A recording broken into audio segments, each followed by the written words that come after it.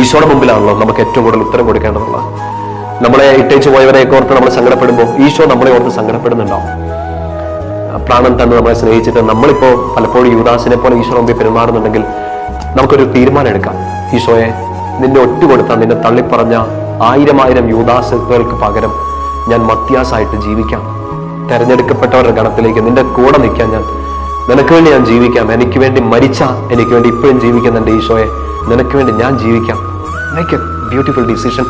മരിച്ചു കിടക്കുന്നിടത്ത് നിന്ന് എഴുന്നേറ്റ് വന്നൊരു ഈശോ എക്സിക്യൂട്ട് ചെയ്യപ്പെട്ട നിന്നെ, കൊല ചെയ്യപ്പെട്ട നിന്നെ, ചങ്ക് കീറി പറഞ്ഞു നിൽക്കുന്ന നിന്നെ, ചോര ചിന്തിക്കൊണ്ടിരിക്കുന്ന നിന്നെ ഉയർപ്പിക്കും. He will rise you up. കൈയൊന്ന് ഉയർത്തിപ്പിടിച്ചു. നമ്മൾ ഇത്രയും കാലം കൈ നീട്ടിയില്ലേ, യാചിച്ചില്ലേ ആ പ്രണയത്തിന് വേണ്ടി, ആ സ്നേഹത്തിന് വേണ്ടി, ആ പരിഗണനയ്ക്ക് വേണ്ടി? എന്നോടൊന്ന് സംസാരിക്കുക, എന്നോടൊന്ന് ദേഷ്യപ്പെടുകയും ചെയ്യുന്നു പറഞ്ഞ് നിങ്ങൾ കൈ നീട്ടി നിന്നില്ലേ, മുട്ടുകുത്തി നിന്നില്ലേ അവരുടെ മുമ്പിൽ, യാചിച്ചില്ലേ? Let stop it. നമുക്കതെല്ലാം നിർത്താം. ഇനി കൈ നീട്ടിപ്പിടിക്കുന്നത്, നിന്റെ നേരെ കൈ നീട്ടിപ്പിടിക്കുന്നത് ഈശോയുടെ നേരെ മാത്രമായിരിക്കണം. നീ മുട്ടുകുത്തി നിൽക്കുന്നത് ഇനി നിനക്ക് വേണ്ടി മുട്ടിടിച്ച് വീണ ഈശോയ്ക്ക് വേണ്ടി മാത്രമായിരിക്കണം.